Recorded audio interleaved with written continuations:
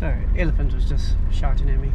I forgot to mention about this morning with the male line. So my plan was to get up at 4:20 this morning and get out early. I heard him call in last night, so I thought definitely tomorrow morning is the day to wake up early and go.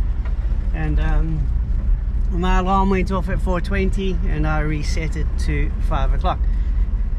And then I woke up. I actually fell asleep. I reset the alarm at 5, or I stopped it, and I woke up at 5:15 with the lion roaring. So I got up as quickly as I could, packed everything up as quickly as I could. Obviously that took a long time and it was super frustrating,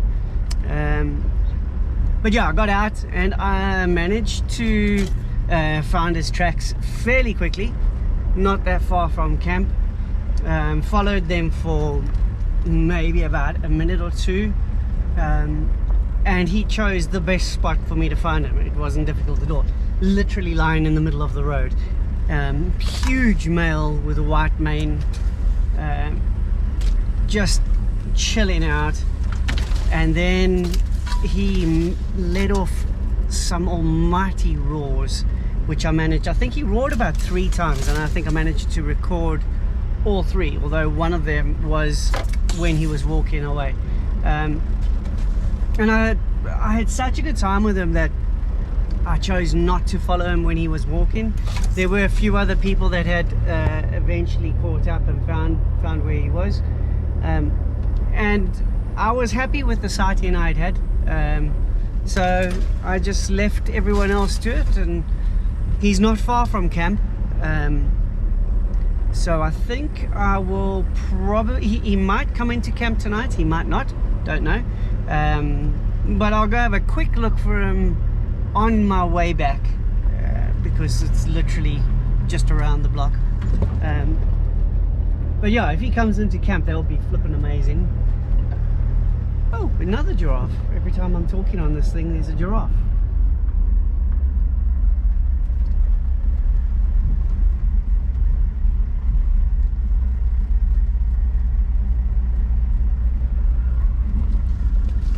Yeah, so that's what happened this morning, and I was literally out for an hour and a half. I was with him, and then I decided to go to Mound early.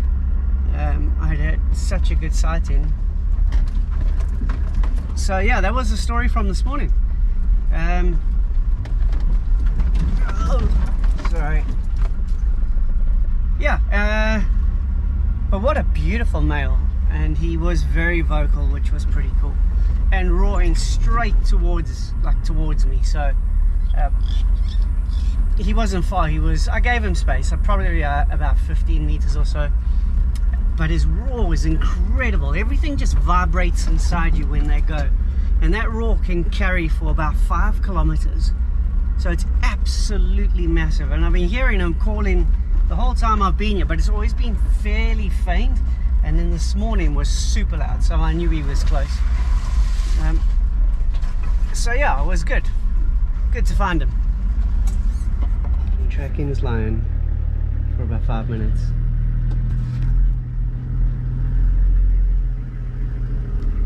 Just found him in the road.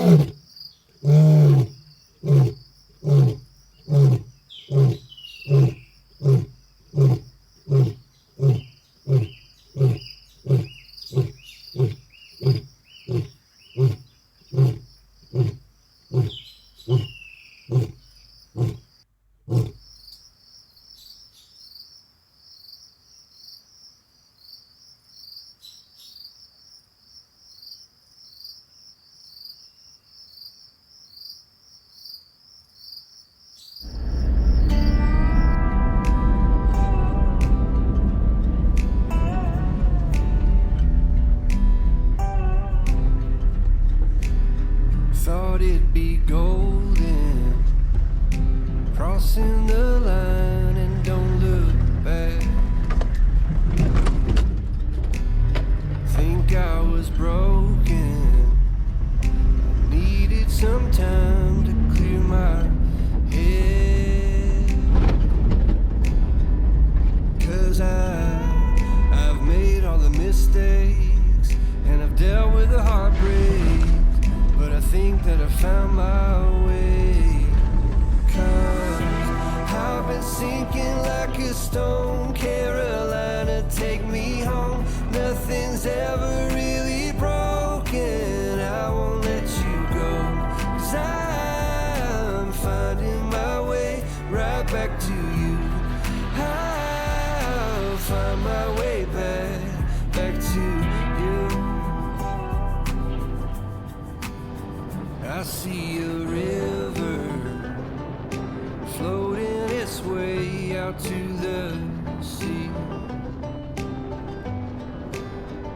I can remember carving our names onto that tree. And I just wanna see you. 'Cause you will never know just how much I've been missing home. I've been sinking like a stone. Carolina, take me home. Nothing's ever really broken. I won't let you go. 'Cause I'm finding my way right back to you. Yeah, I'll find my way back to you. I think that I'm finding my way right back to you. Yeah, I think that I'm finding my way.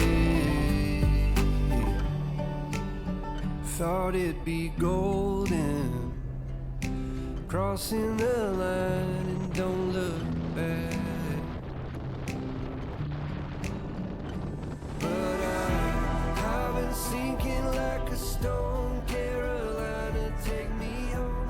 Nothing's ever really broken, and I won't let you go. All the way back now from Mount. It's going to be a 6-hour round trip just to get some fuel. So I filled up the main tank, and I also put 40 liters in the jerry cans. It's not that far. It's only like 100 and something kilometers there and 100 and something kilometers back. It's just the road. It's absolutely mad. But yeah, 6 hours.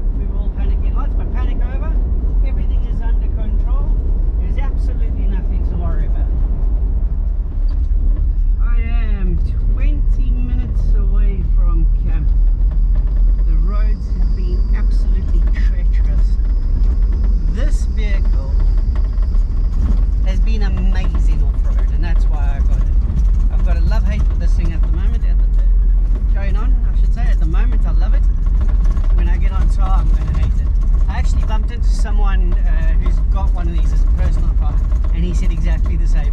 On the road it's a pile of elephant dung, but you don't buy it for on the road, you buy it for here. But yeah, so the roads are so bad after the rains and stuff. They're just these hidden potholes that you can't see now because the road's all one color. And I hit this one pothole back there, and it's sent me absolutely flying. So I got out to make sure that everything was still on the vehicle. So I was thinking on the drive back, having done this myself, by myself as a solo trip, would I advise people to do it? No, I wouldn't advise people to do a solo trip. You have to be so comfortable in your own space that if you're not, you'll go absolutely mad. I am thoroughly enjoying being by myself out here as a solo trip. Would I do it solo again? 100%. I would absolutely do it again solo. Would I bring people with me? 100% I'd bring people with me with certain conditions. I wouldn't just bring anyone. I would want the right sort of person to come, or people to come. Would I want them in the car with me? Absolutely not. If it was, she would have to be in the car. It would have to be a female, and she would have to be absolutely special. Otherwise, I'm never letting another female into this car with me again unless she is special, and that's purely from a selfish reason. Right? It's because I've got all my stuff and I'm doing the videos and stuff like that. And the last one that was in the car was fairly incompetent. So, I mean, the bar is not really that high. But anyway, would I do this with a male? 100%. I've got male friends that I would love to do it with. In the same car? Absolutely not. They get their own car. I'm not sharing a tent with them. That is just a hard no. I probably shouldn't have said the word hard there, but that's just a no. That's not happening. Again, I like my space. From a purely selfish reason, I love my space, and I don't want anyone here. So doing this trip solo has made my life a little bit more difficult because I would probably only want to do it solo ever again. I miss sitting around campfires talking shit like about what's happened throughout the day. That I miss. But on the hindsight, I get back to camp and I'm straight into bed, and I'm pretty much asleep by 8:30, 9 o'clock if I need to download stuff. So pros and cons. But yeah, would I advise doing a solo trip? Absolutely not, unless you know what you are doing. Then no, don't do a solo trip. You would be stupid. Don't do a solo trip without without signal on your phone, or without a satellite phone. Saying that, I don't have signal, so I am off-grid completely, but I chose to be off-grid. I wanted to get away from everything for a bit. So no, to do a solo trip, if you're not experienced, just don't do it. Just don't do it. Or be more prepared than I am. I don't have maps of how to get places or around the actual, like Makoto. I just don't have maps, and it's because I wanted to just drive and get lost. I didn't want to have a preconceived idea of where I was going to go or what I was going to do. The only thing I planned was my route and obviously the campsites which were booked, and that was about it. It was about the adventure for me. So if you want help, if you're looking to do a trip like this, feel free to drop me a message. I will get hold of you. If you want me to help you book it or organize it, let me know. If you want to pay me to join guide you around, let me know, because I'm thinking about doing that as well. That would be absolutely phenomenal. My dream would be to get back into the bush. Unfortunately, I've just divorced the thing that took space up there and added 120 kilos to my car, and I'm looking after the 3 dogs that I have, and I would never give my dogs up. I love them with all my heart. So yeah, for now I can't get back, but my dream would be to come back to the bush. I left the bush for an absolutely stupid reason. I should never have done it, but hey, that's life. You live and learn. So what an absolutely amazing stay at Makgoto. I've got one more night and then I leave tomorrow. Would I come back to Makgoto? Absolutely. I would come back. It was great. I loved every second of it.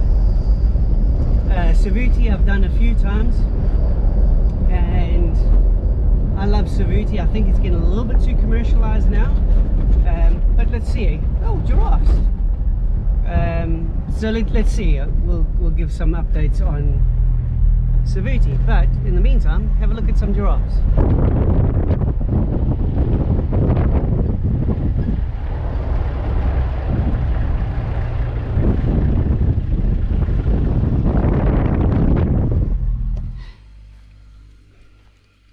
Made it back to camp. That was a lot bumpier than expected. There were a few casualties. Tennis biscuits all over the place. Best biscuits in the world. So I was just cleaning up. Now, oops, we have the best spiders in the world. There's a little jumping spider, but look how pretty that is. Awesome. Yeah, so now just gonna make some lunch, chill out for a bit. The lion is literally over there somewhere, probably a couple 100 meters away, so he's not far away. So I just need to keep an eye on him, although it's so hot he's not going to go anyway. So yeah, that ride was really bumpy at one stage. I actually got so airborne inside the cabin that I hit my head on the roof of the car, so from the seat to the roof, which is about 10 inches. So it's and I wasn't even going fast. I was going maybe about 10 kilometers an hour, but it's just the sand is just so deceiving. You can't see the holes at the moment. So that one caught me by surprise, but everything else is fine. Even the eggs made it. So because the eggs made it, to celebrate, I'm going to cook 4 of them, 2 for lunch, 2 for dinner, and that will teach them for not breaking.